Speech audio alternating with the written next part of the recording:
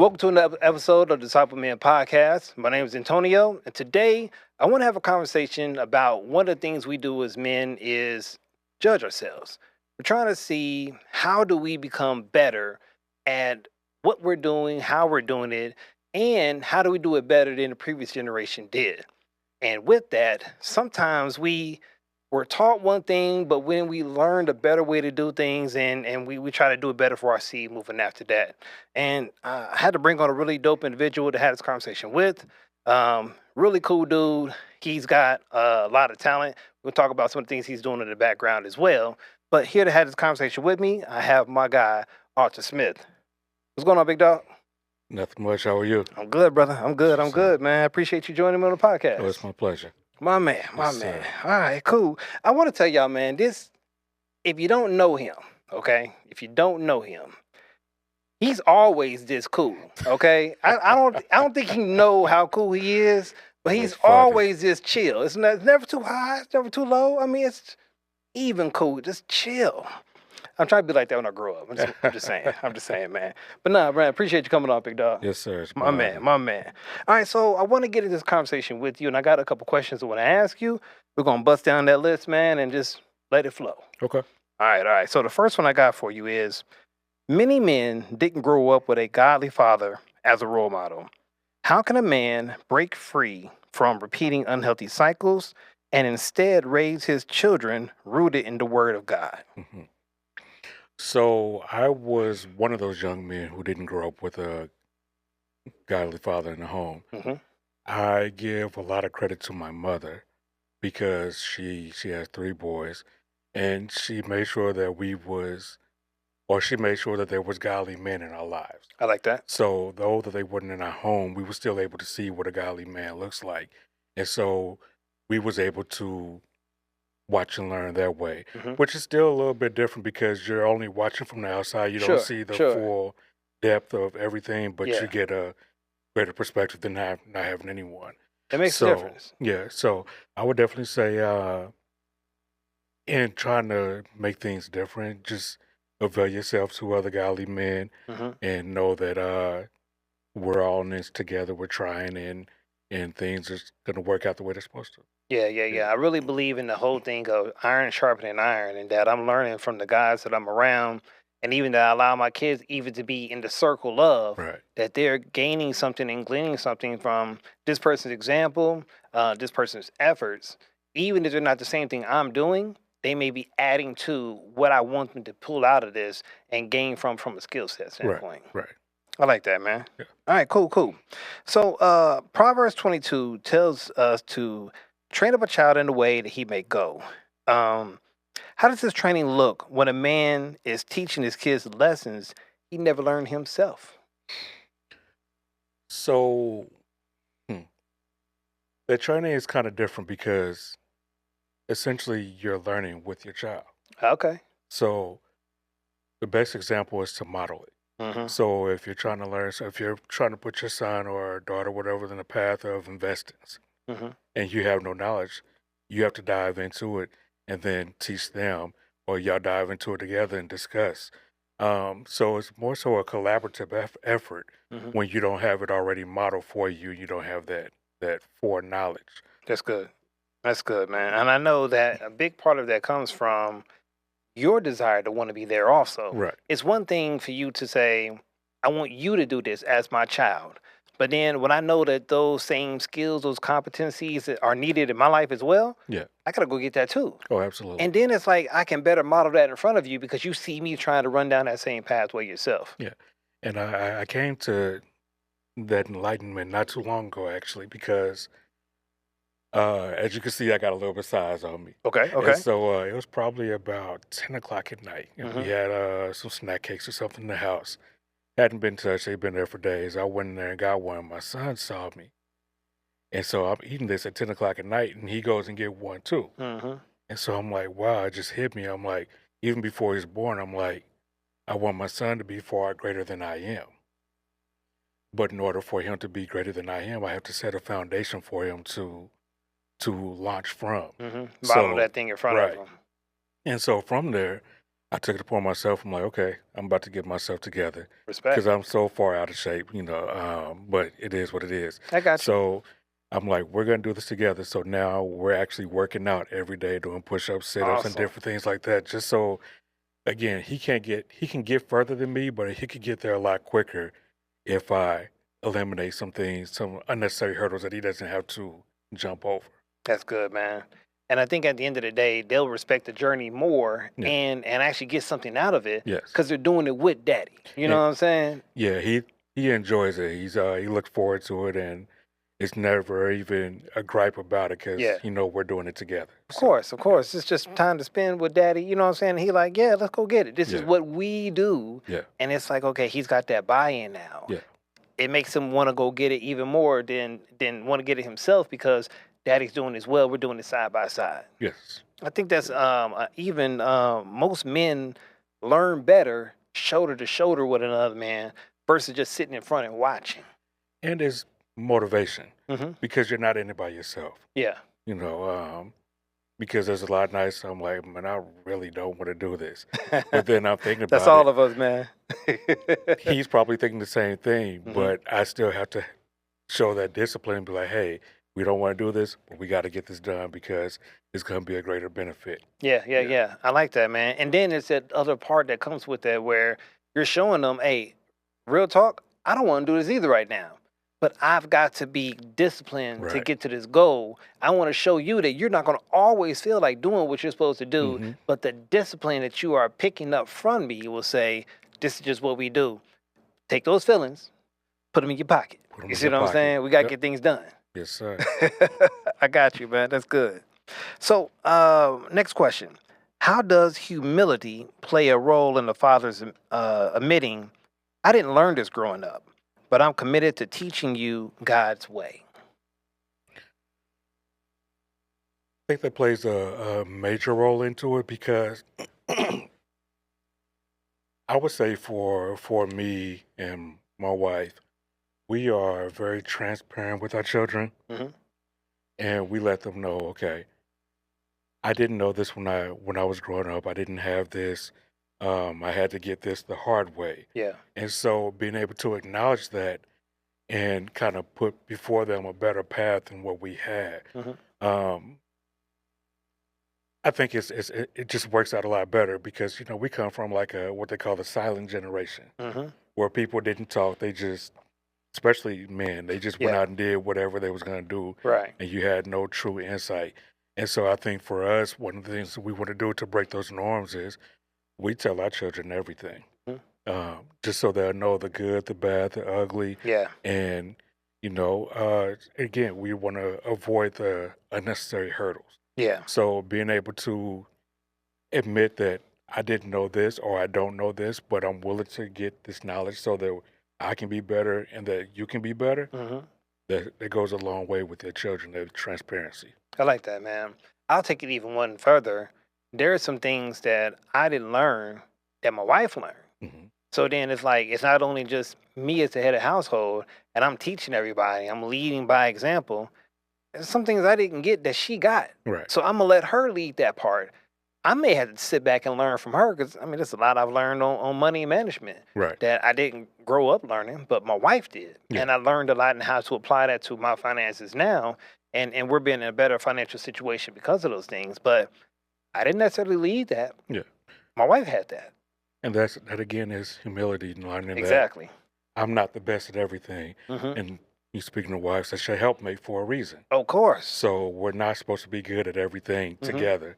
So we play off each other's strengths and weaknesses. Yeah. And then again, with my wife, I think we have a great balance of that, and our kids can actually see, Yeah. okay, mommy, this is mommy's area. That's not dad's strong point. Hmm. But then over time, okay, well, dad's coming up, Expected. and so just working together and finding that balance between you and your partner, so that again, you're trying to build healthy children, a healthy generation to come. So That's right. That's what it's about, man. Make sure that they have the better path than we had even growing up. Gotcha, man. All right. So my next question: what are some biblical truths a father should prioritize teaching his kids first? Truths that are foundational for life and faith. I would take it back to the simple things. When they asked Jesus what was the greatest commandments, Oh, I was just thinking that. Lean mm, into it. Give yeah, it to me. and he simply said, "Love." Essentially, paraphrase: "Love God above everything else, Mm-hmm. and then love your neighbor as yourself." There you go. You know, if you can do that, and then at Matthew 6:33, seek ye first the kingdom of heaven. Mm-hmm. If you can stay grounded in those things, everything else will come All easy. these things. Yeah. Yes, sir. Yes, sir. I like that, man. And that's actually the exact same thing I was thinking. So I'm glad you even brought that up, man, because there's a lot of things that the Bible gives us. But if we're talking about breaking it down to just one or two things, those are the two golden ones right there. Right. And with everything that's going on with the climate of America today, you can see that those two principles are lacking. Yeah. Yeah. They're lacking. So we still have to, even in their lack, we still have to show that and model that to our children so that we could hopefully break a cycle. Mm-hmm. You know. So I like that, man. Because at the end of the day, there are some things that we grew up with and we're like, I could have done that better. yeah.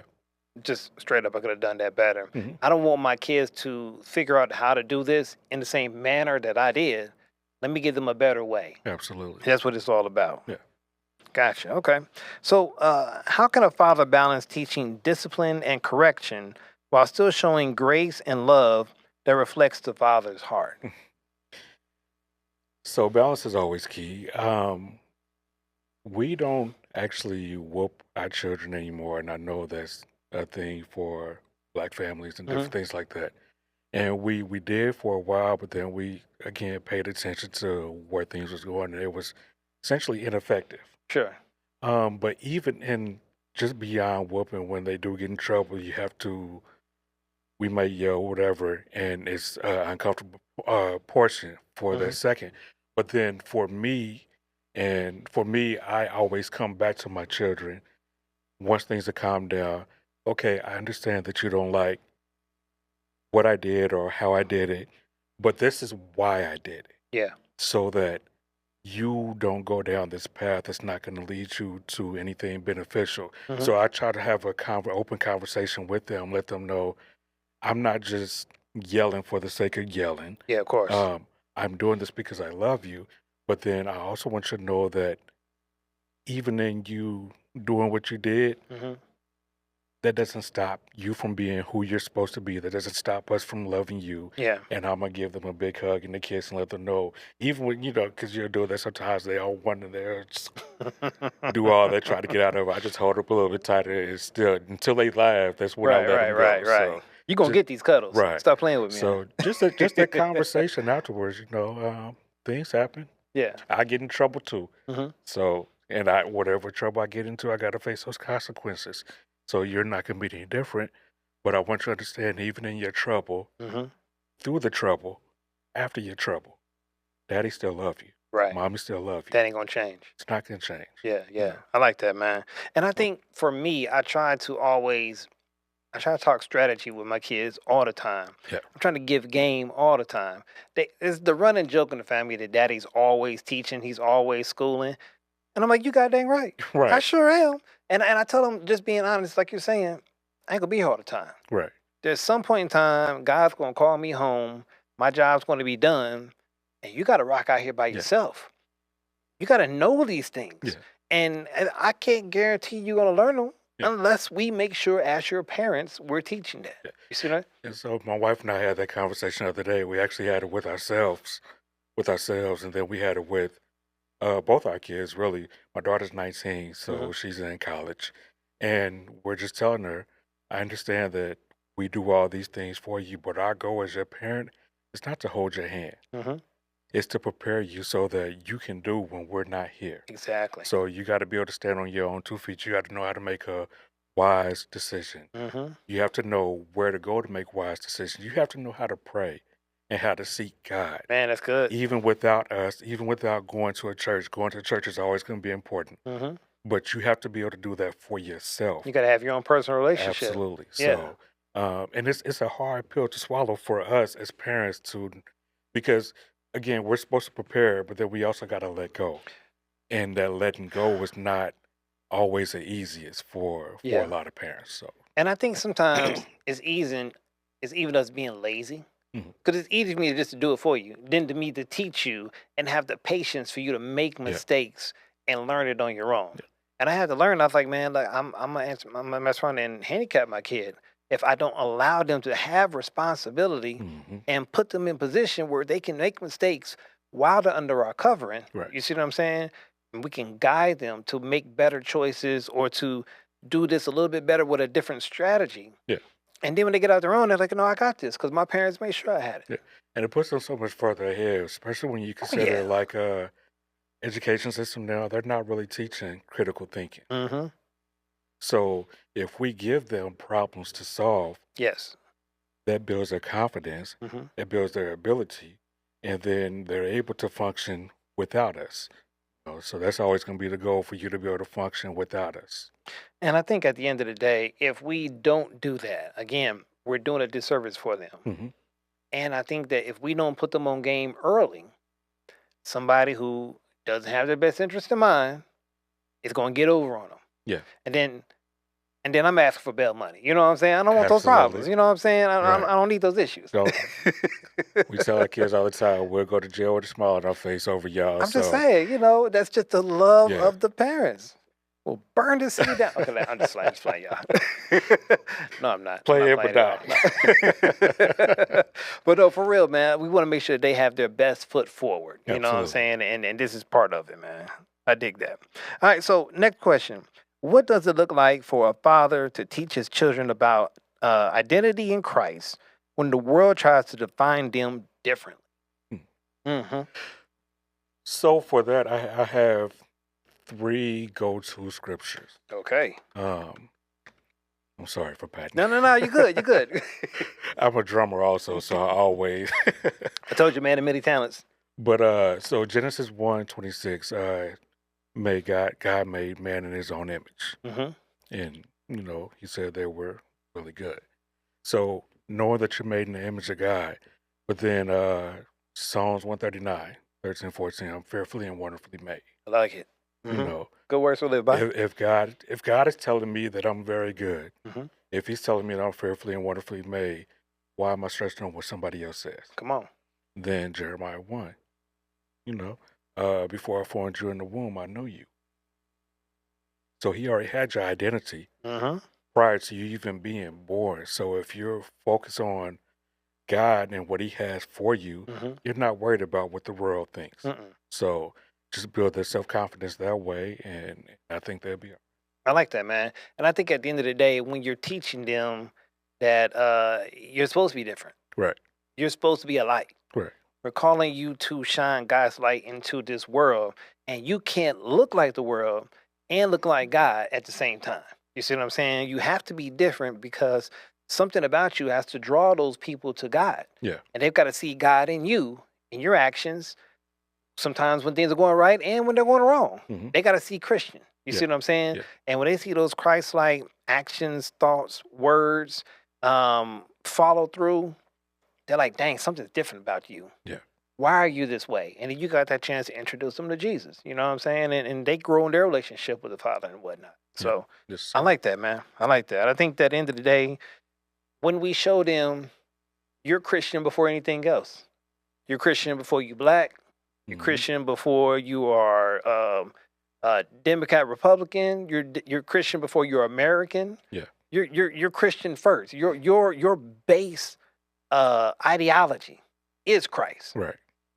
Everything else is afterwards, and it does not supersede the Christ part. Absolutely. You see what I'm saying? So there's some things I love that we do as black people, but if it don't vibe with what the Bible talking about, Yeah. I can't vibe with that part. You know what I'm saying? And my identity is going to be that before anything else. Yes. Yeah.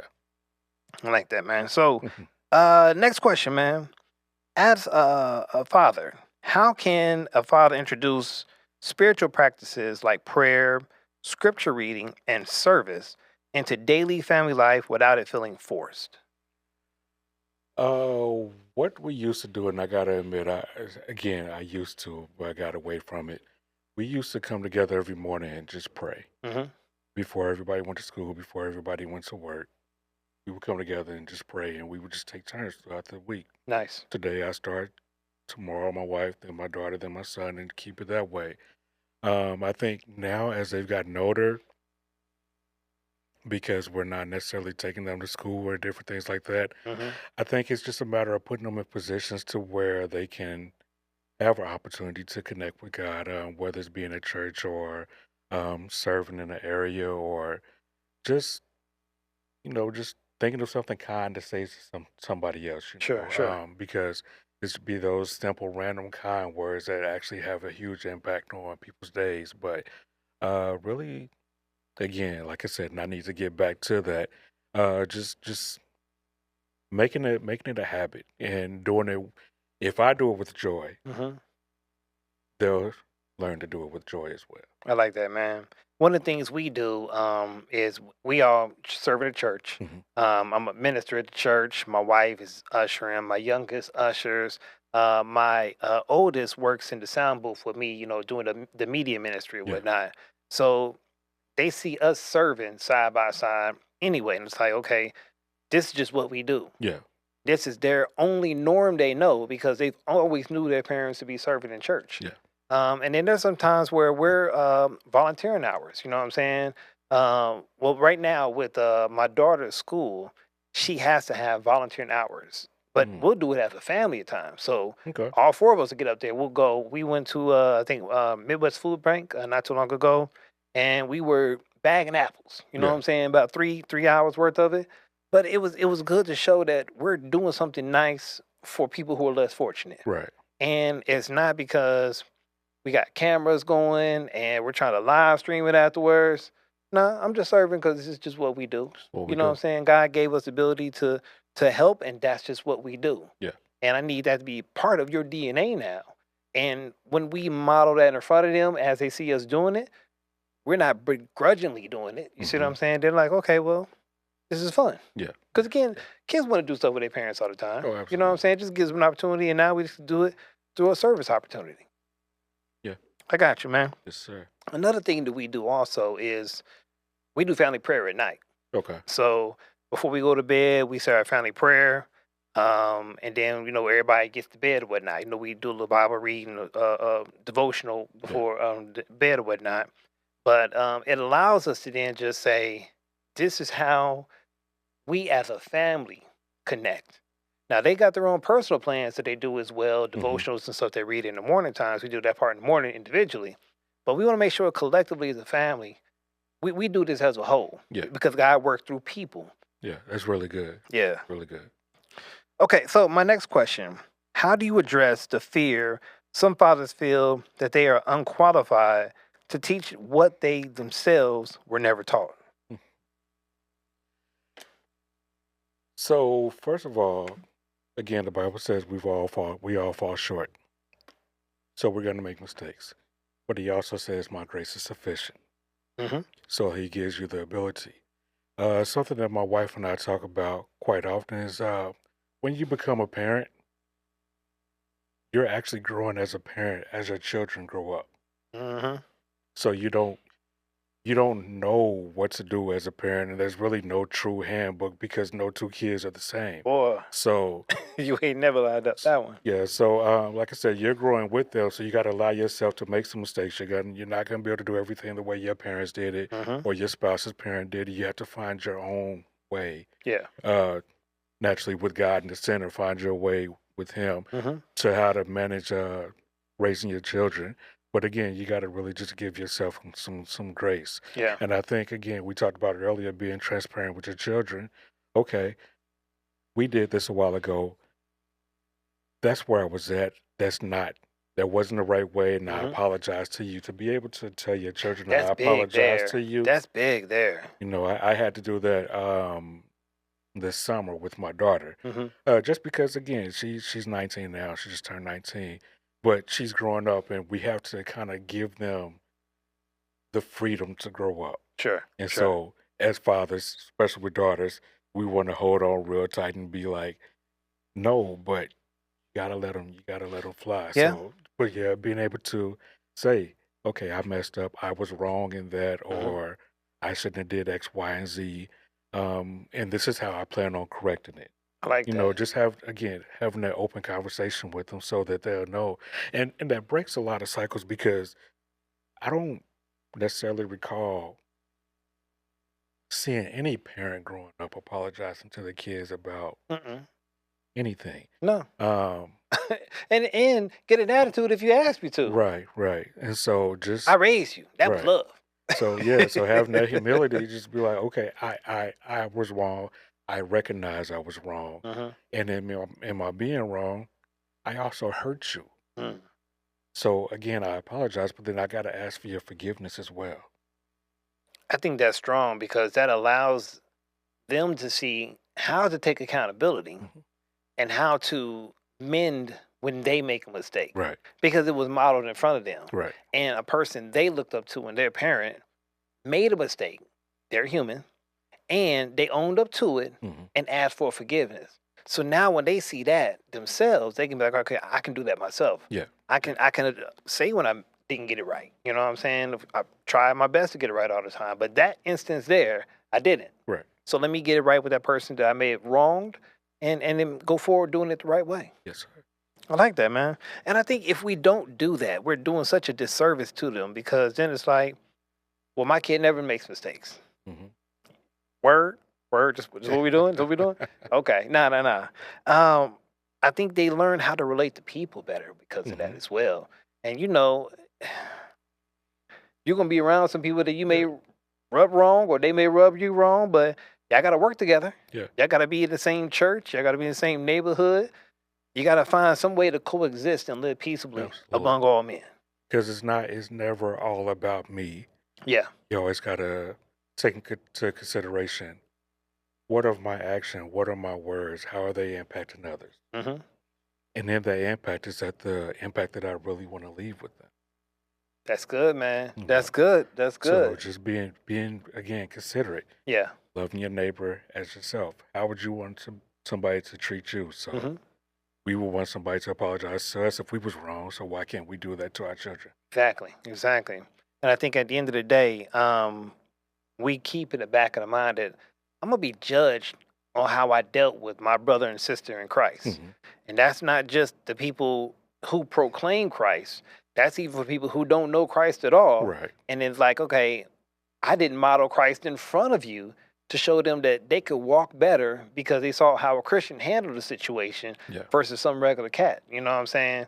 And then to be like, well, wow, you took accountability for this problem.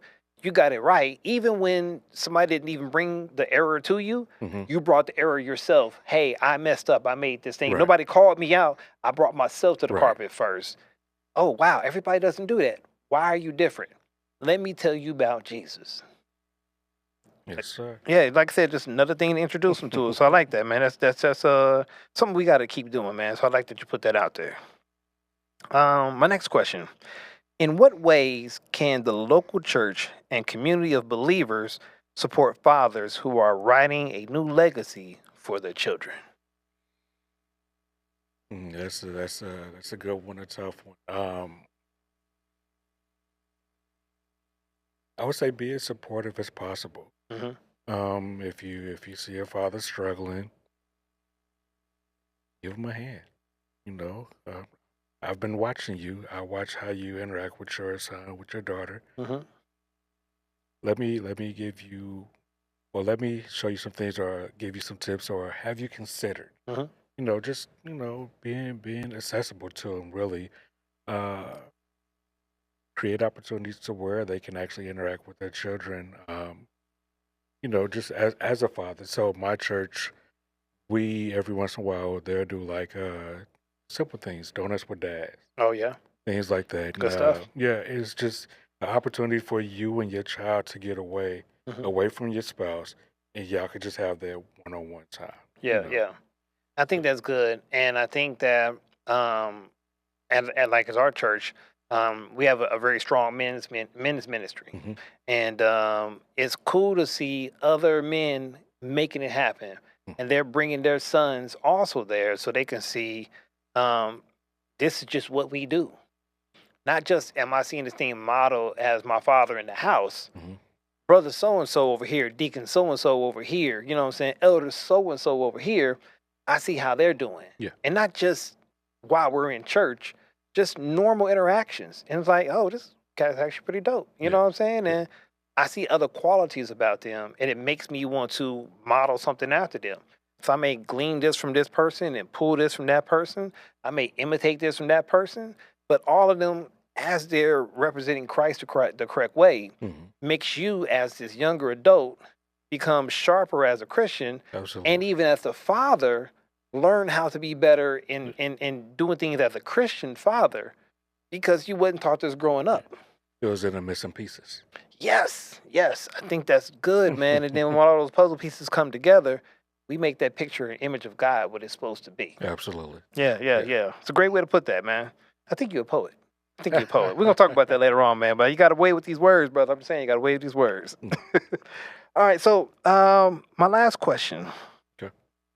What encouragement can be given to fathers who stumble, reminding them that God's grace covers the weaknesses and his spirit equips them to lead their families well? Again, back to what we talked about earlier, we all fall short. We have to recognize that we're human beings, and we're never going to get it right 100% of the time. So we really have to be gracious with ourselves. And as men, that's really hard to do. We're really hard on ourselves because we carry the load. Big shoulders. We carry the load. And if the load drops, if we drop our load, then how many other things and people are falling with us? But again, you got to give yourself grace, and grace is knowing that I'm carrying this load, but this load is getting heavy. So who can I reach out to be like, hey, can you just hold it for a second, or hold it with me, or anything? You know, you got to be humble enough to be able to reach out and say, hey, I don't have this. Yeah. So, and not beat yourself up about it, and you be attentive to the people, because some people will try to make you feel small for needing help. In reality, there's not been one person on this earth that didn't need help from somebody. Of course not. So there's no point in being ashamed of asking for it. So and people don't usually mind helping people who they see helping themselves. Absolutely. It's like, I see you grinding, but I see you're stumbling in this way. But I can be helpful there. I can be I helpful. got you. You know what I'm saying? Because I think a band of brothers helps us to stay strong as a family, as a unit, and as a community. And I think just like David had his many men with him, we had an army together. We can get a lot done together. You know what I'm saying? And I don't have to have it always together all the time, because nobody can. And God does help you lift things when you get weak. He is your strength. But also, he works through people. He may be sending that brother to help you out, that's him helping you in the person of this other brother that's at the church or whatnot. And I think in our 40s, I'm in my 40s now, you see things differently. And I think it's our responsibility, because we have a little bit of more time here on the earth, to go ahead and just reach back, even if they don't ask for help. Just paying attention enough to be aware enough to see, okay, I see what this brother's doing. Matter of fact, I see what this brother's doing. I remember where I was at 20 years ago. Let me just jump in here. And, just say a little bit of this or do a little bit of that, just to let him know that he's not by himself. That's good. And if we could do that, not only do that for their brother who's in his 20s, but also telling our kids that you're going to need help. You're going to have to ask for help. It's okay. Could you imagine where the generations will be 2 or 3 generations from now? It's crazy. I found that I've learned that if I have a conversation with somebody, just organic, you know what I'm saying? We just kicking it. You grow that relationship. And then with that relationship, you get to find out what these people are doing, aspirations, goals, and such like that. And there may be an aspect where you see something they're trying to do, and it's like, I can help you with that. And then they may be able to do the same thing for you, but just on another way. You see what I'm saying? And this is everybody doing their part to bring everybody up. Because it's like, there's enough money for us to get. I don't have to beat you out of something to get what I need to get to. I found that I make more or I do better when I'm trying to help everybody around me. God takes care of me. You know what I'm saying? I'm never lacking for anything. but it's me being invested in other people Hmm. that keeps me being where I need to be at. Absolutely. And then if we can all get together, Hmm. we could have a bigger influence to the community. Yeah, If yeah. if we can get on one accord and do it together, Hmm. we'll transform everything. I like that, man, because I think at the end of the day, I know government plays a part in what's needing to do for us in the United States, just us in particular, Hmm. to rock. But I believe that if we as a group of individuals got together and wanted to make something happen, God can put us in position to do that because we're doing it in the right spirit for the community around us to grow, Yeah. not just for me to be selfish and get all mine by myself. Hmm. You know what I'm saying? I think God has empowered the church. That was the goal, to make sure they can be a help to the community. And the community grows into making the church bigger Yeah. because they see that, hey, man, there's somebody who cares more about me. They're finding a different type of love out here because this world can be cold. And it's like, okay, well, wow, I found a different type of love from another brother to another brother Hmm. who just wanted me to win in something. Yeah. He didn't get a one up because of it. Hmm. I didn't do anything to make him be better, and he still gave me help. He still looked out for me. He didn't want anything from me. He only wanted for me. Exactly. And that's not everybody. No, not at all. Not at all. So it's like this is our chance to show them the love of God in these little bitty efforts. You know what I'm saying? Where I'm Hmm. like, do I care about you winning? What can I do to help you succeed?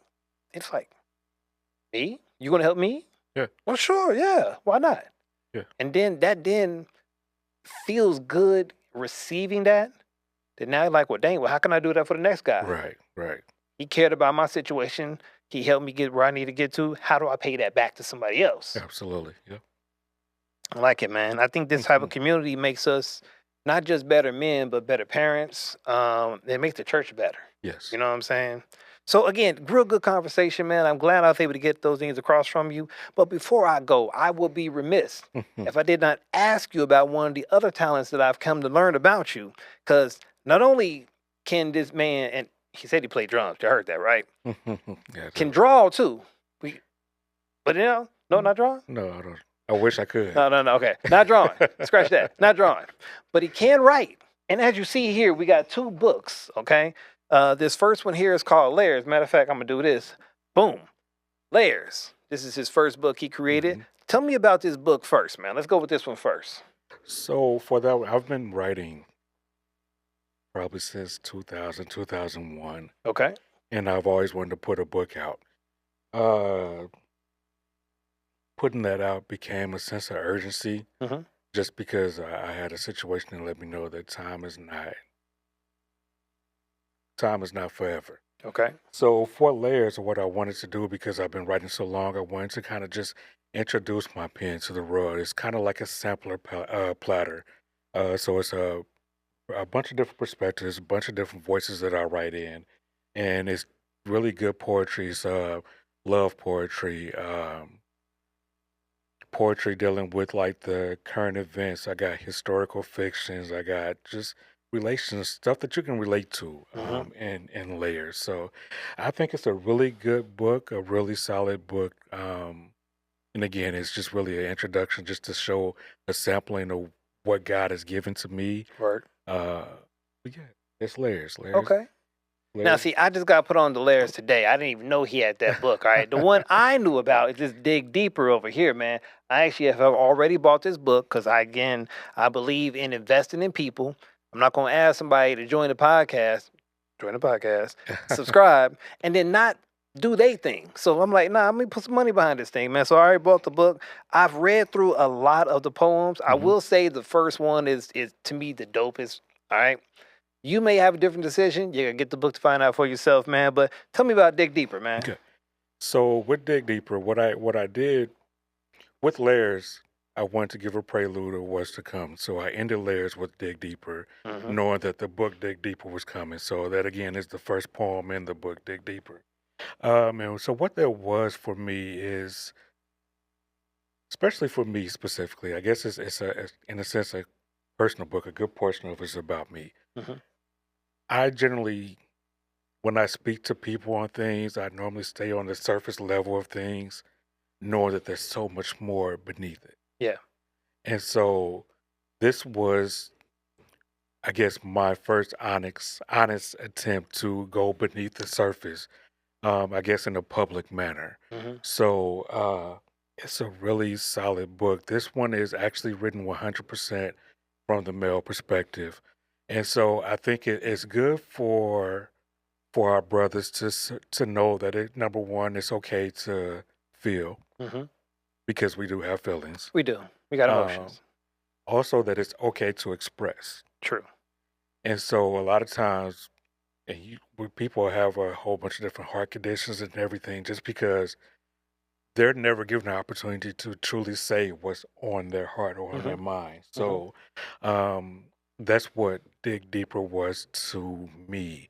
And so, again, with that, it's a good variety of poems. I have a couple that stand out to me, that's more meaningful Hmm. than others. I was able to write a letter to my daughter and able to write a letter to my son, because that gives them something. That gives them a piece of me forever outside of just That's the nice. memory of daddy here. Okay, daddy actually intentionally put this down for me. Hmm.